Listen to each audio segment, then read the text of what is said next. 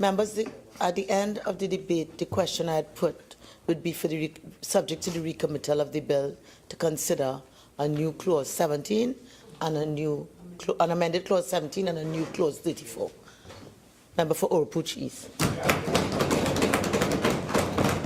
Thank you very much, Madam Speaker. And Madam Speaker, I would strive to be non-contentious, as I normally strive to do. Madam Speaker, today the Prime Minister is reported in a newspaper as making a statement which, on this most rare occasion, I believe is the only statement I have ever been driven to agree with the Prime Minister on. When the Prime Minister is reported to have said in the newspapers today that the future of this country is in the hands of the opposition. And Madam Speaker, I want to assure the member for Diego Martin West that the future of this country is not in the hands of the government.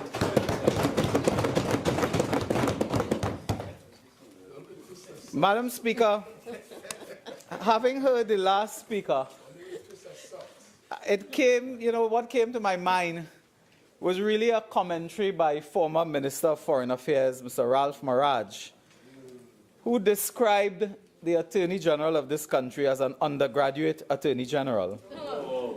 The next day, Mr. Michael Harris described the Attorney General as a freshman politician.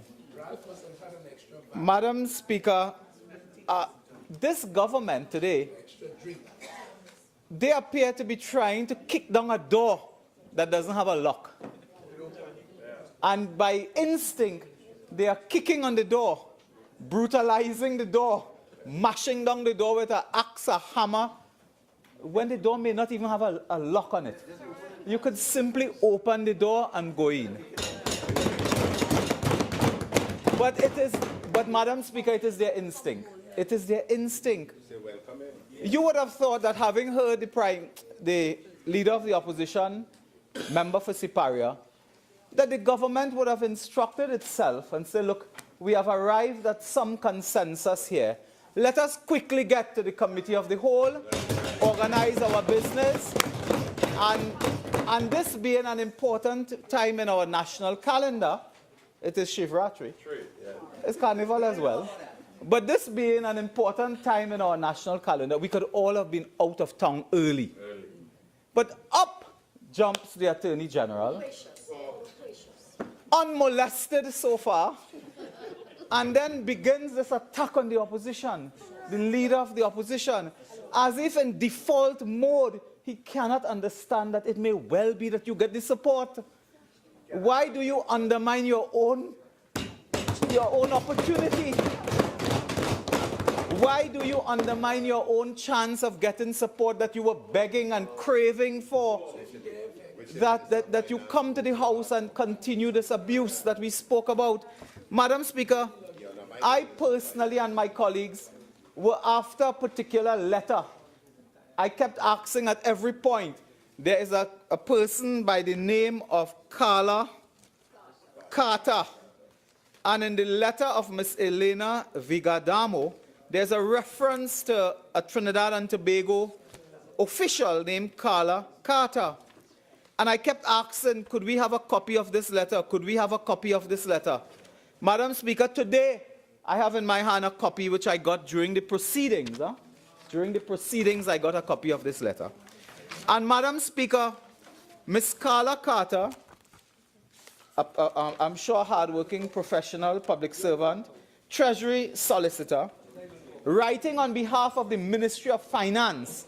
So this must be a letter in possession of the minister and ministry officials and the government.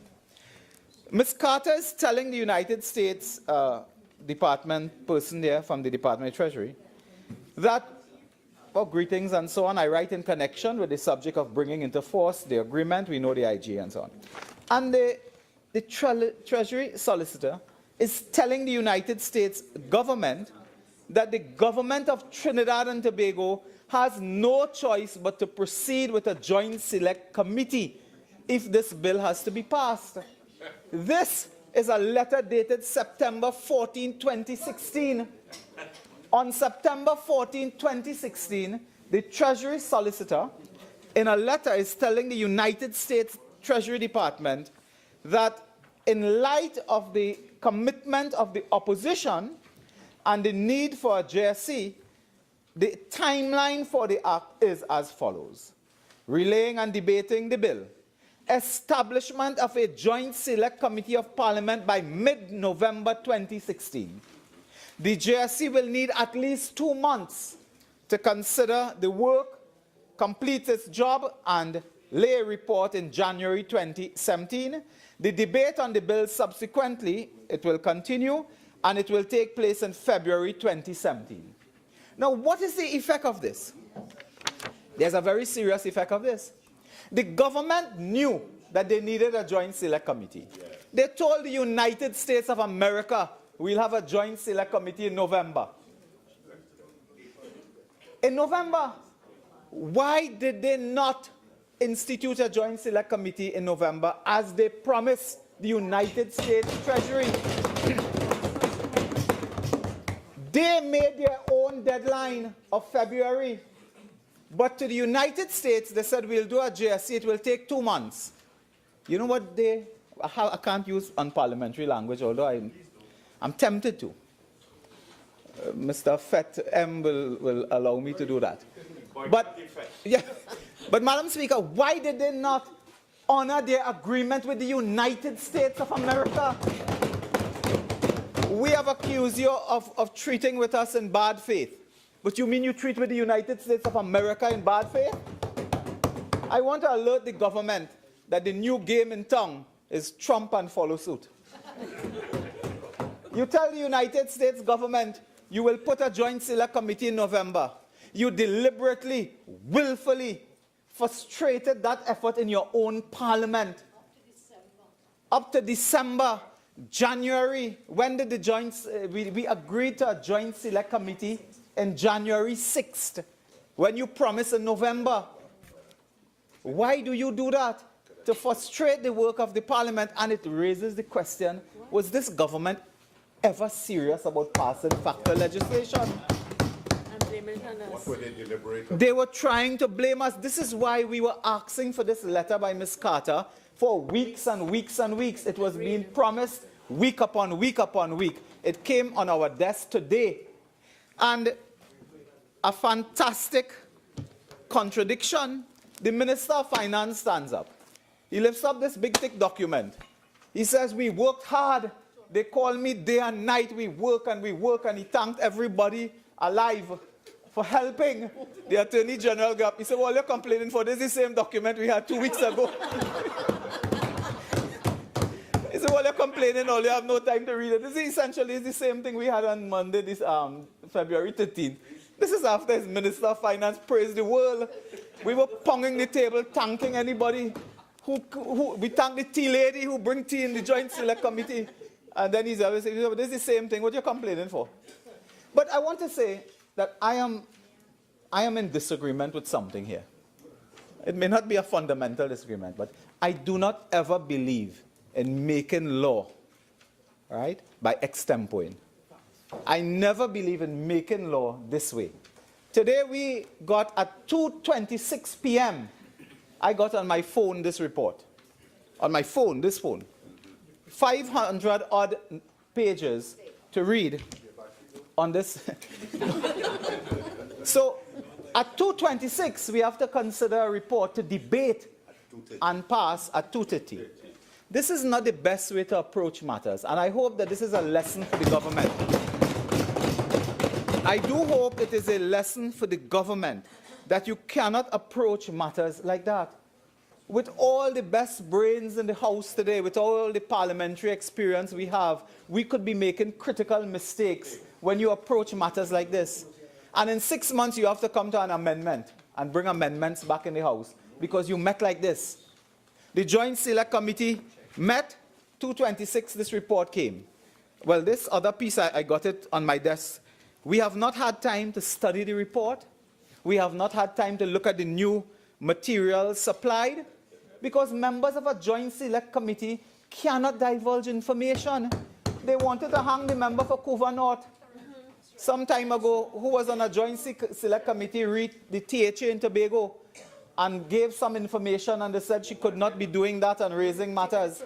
So the only time 16 members of this opposition could have had sight of this report is at 2:26. And then we come to pass it. And we argue over a few matters, and who knows, at the end of the day, it might be passed. But it is not the best approach to use. It is not the best approach. And particularly where you promise the United States government that in November you will trigger a joint select committee, get it out in 2 months. What were you scared of? What were you frightened about that you could not let a joint select committee meet for 2 months? What other matters would arise? Other information would have been needed? Madam Speaker, they called for public comment. Yeah. Members of the public brought in comments. I want to tell the national community, there's a former prime minister, a president and prime minister, I guess, who had this famous saying about rivers, streams running into rivers and rivers running into oceans. You must be very careful with tiny steps towards dictatorship. Members of the public submitted their submissions to the Joint Select Committee as they were advised to do by invitation. I am told that persons submitted their comments and the secretary of this committee, acting on the instructions of the chairman, asked them to submit a photo. No, a photo of themselves. A photograph of themselves. What were you compiling, an album? You were making an album that everybody. So members of the public, if you want, I think members of the Joint Select Committee don't know that as well. Huh? If you want members of the public to write the government on any matter of public policy, the subject of a select or joint select committee, you must first go and get your photo takeout. Go by whatever shop and take these 10 for $10 and bring it in so that the government will see your picture.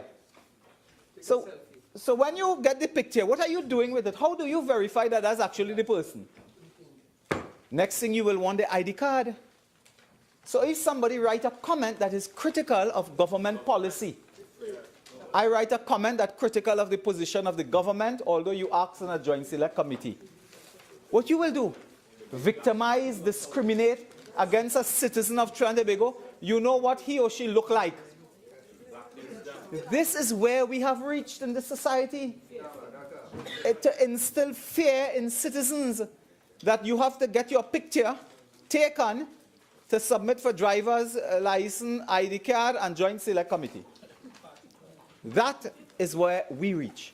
And that is frightening. And I want to tell the government you should desist from that. So if someone writes and they use another name, okay, they use another name, it's not their name. The issue is the substance of what they are saying, is not whether their name is John Smith or John Brown.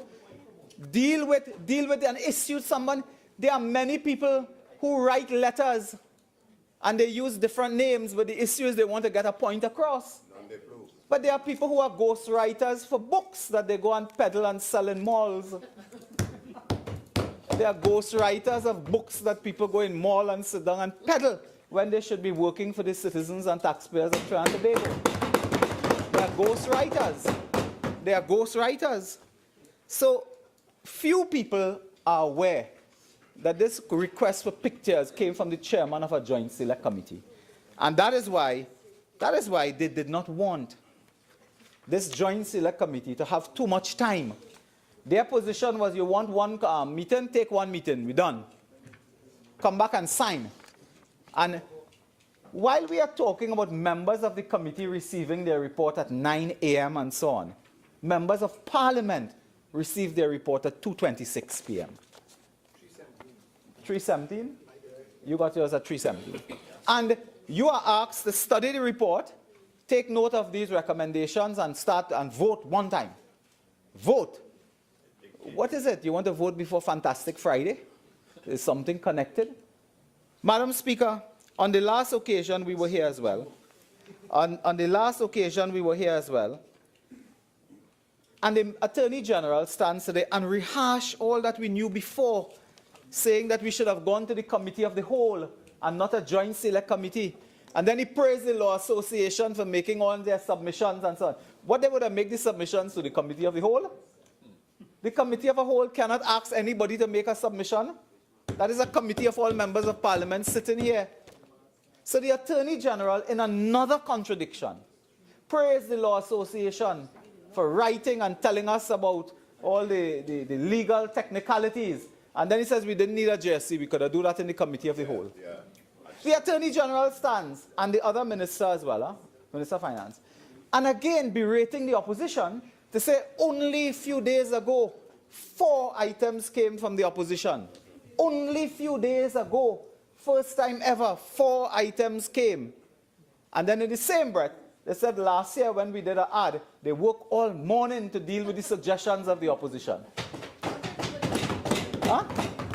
They said last year an ad was produced, and all morning they're reading this to deal with our suggestions. And then said we only produced amendments last week. The removing the minister, the role of the minister, came months ago, early o'clock. So they come again with these contradictions. And when leadership was required, and I come to a governance issue on this, because this matter will arise again, in the conduct of business, you will always have need for Joint Select Committee. And you know, I now understand today why this Attorney General is saying he wants to change all the bills so they don't need special majority. You don't need this. You don't need this. So you don't need special majority because you don't have the political skill, the guy to build consensus. When we were in office, I also chaired Joint Select Committees. The member for Diego Martin in Northeast attended them.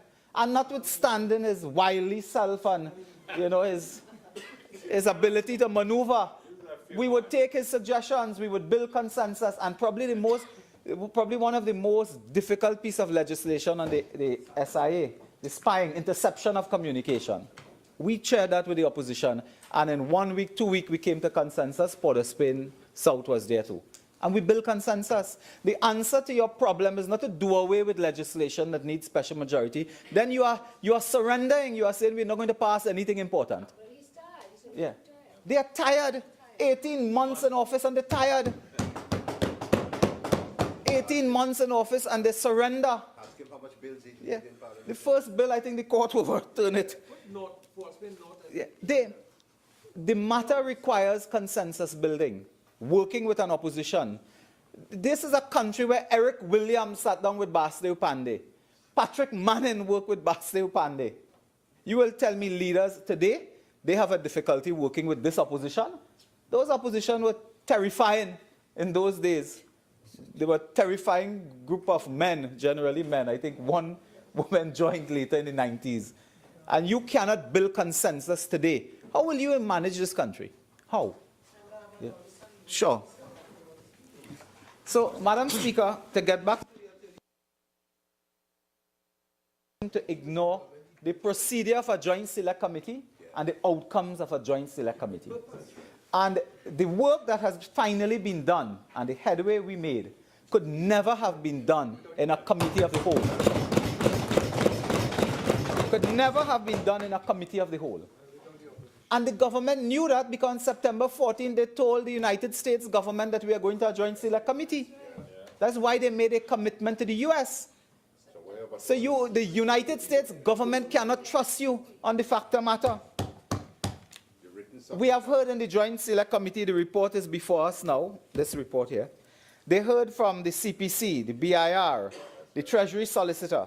Those people could not have come to a committee of a whole. Central Bank.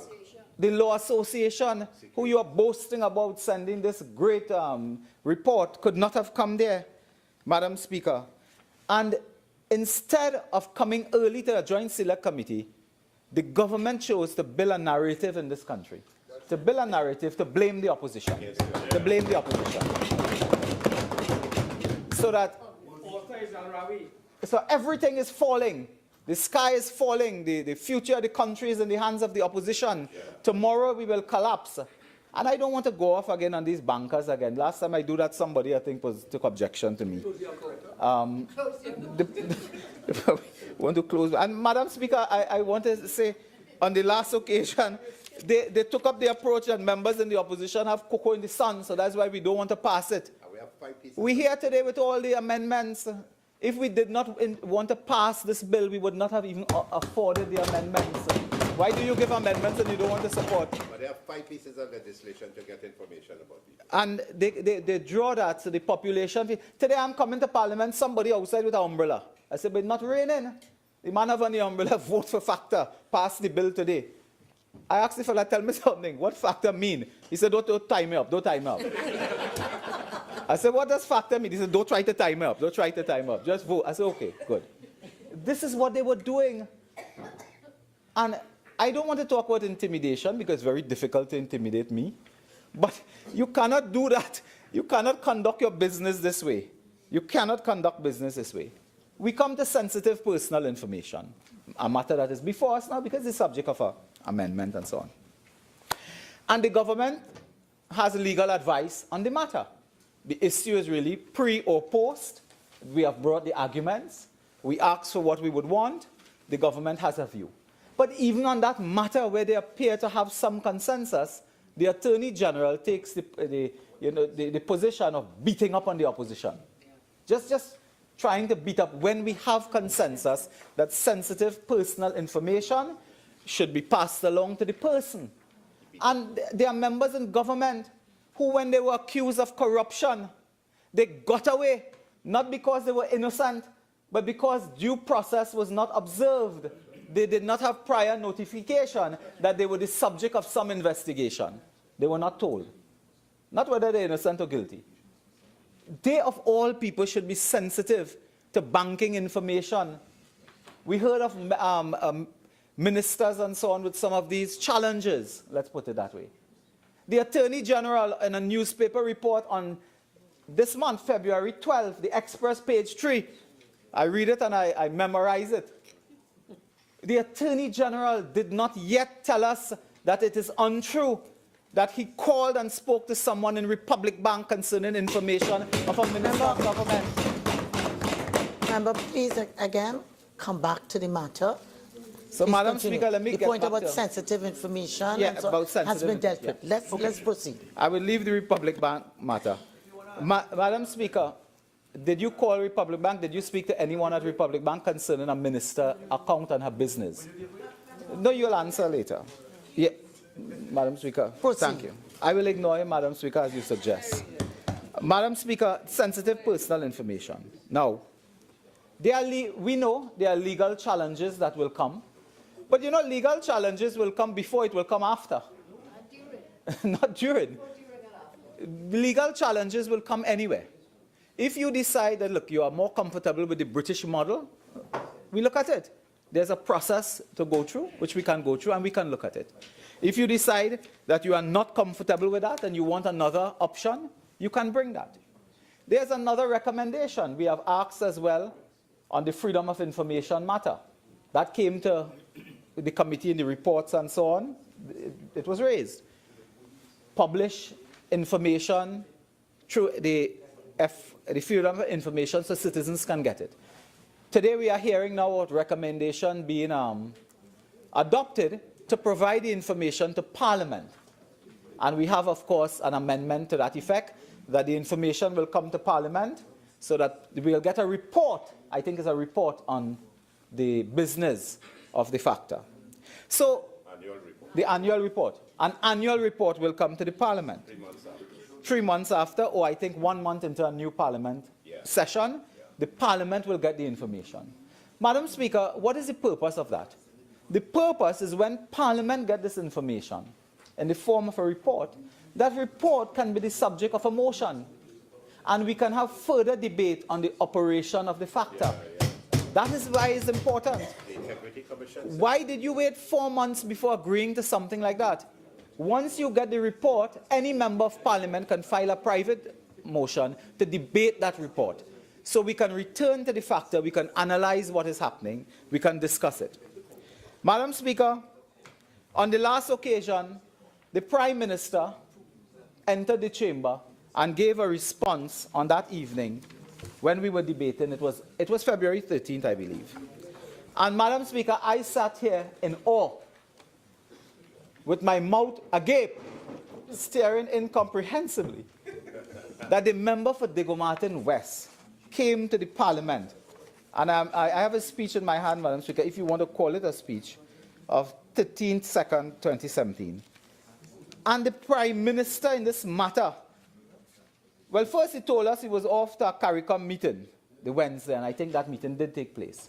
As to whether we have some type of report from that in the Parliament, there was a process when we were in office, Madam Speaker, that after foreign trips and so on, the Minister of Foreign Affairs, Prime Minister, or another relevant minister would make a statement in Parliament on a meeting of CARICOM, OS, UN, and so on, and update the Parliament as a matter of public record. Nothing like that, I think, has happened in 18 months, if I'm not mistaken. So no problem. They met at CARICOM to discuss FACTA and other matters. We don't have a comprehensive report on what was the business of FACTA, and I'm on to FACTA. But we are hearing that the government of Trinidad and Tobago agreed to pay $1 million TT dollars, more or less, to lobbying firms to lobby the United States on FACTA. Lobbying what? To achieve what? Lobbying who? The leader of the opposition sent a letter to the American administration. I think it must have cost stamp money, $10 or $15, to post it by stamp. You are going to spend $1 million to lobby in the United States on FACTA. The citizens of this country were not told today by anyone. Which lobbying group is that? How were they chosen? Who chose them? How much are we going to pay? What are we paying for? What are we paying them for? But we are told that the CARICOM and Trinidad and Tobago agreed to a lobbying firm. Is this the same lobbying firm that we read in the newspaper today that lobbied to get a call from the President of the United States to the Prime Minister? What? That's what a report was, that there was a lobby paid, a lobbyist paid, so that a call could be generated. Madam Speaker, I thank you for allowing me the 10 seconds to go into that area. I come back to the FACTA. So we would like to ask the lobbying firm, the terms of reference of the lobbying firm. We'd like to ask the amount of money to be paid to lobby. We'd like to ask, did the government and did the cabinet agree? Did the cabinet agree to spend taxpayers' money to lobby in the United States on FACTA? Because all you could do is take the Hansard of all the members of the parliament and send it to the United States government. Those are the issues we are concerned with as it relates to FACTA. You don't have to hire expensive lobbyists in the United States to tell the American government what we have been saying here all the time. What we took licks for. When we raised issues of FACTA, issues dealing with trade, issues dealing with rights, we took licks, we took a beating in this country by persons who were not even citizens of this country. The member for Caroni Central, member for Naparima had cause to condemn persons who were not citizens of this country for putting their mouth in our business. Tabaki, the member for Tabakit as well, a former Foreign Affairs Minister of Trinidad and Tobago. So, Madam Speaker, how much minutes? One. Yeah, before the thing. So, Madam Speaker, I again would like to warn the government that this is not a matter that they should treat lightly.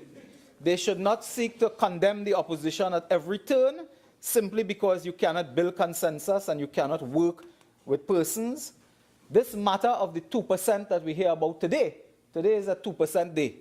And a 2%, no, and a 0% minister told us about the 2%. The minister told us that only 2% affected. But when you look at the US persons, that cannot be 2%. It cannot be 2%. And Lavantil, well, anyway, leave Lavantil West alone. Madam Speaker, could you please, I tried my best before I got in trouble. Could you please deal with Lavantil West? Therefore, I ask if you direct your contribution this way, I'm sure you'll stay out of trouble. Yeah. Thank you very much, Madam Speaker. Madam Speaker, so today, I also, like members of the opposition and the national community. You winding up now?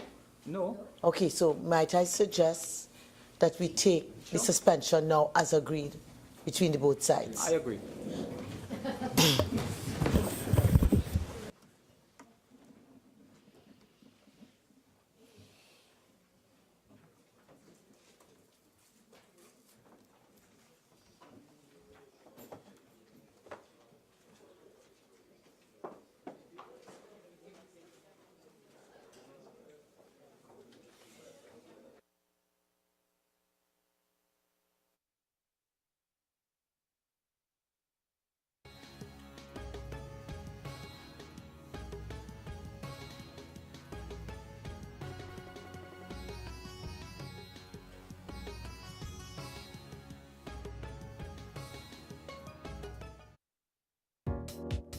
follow the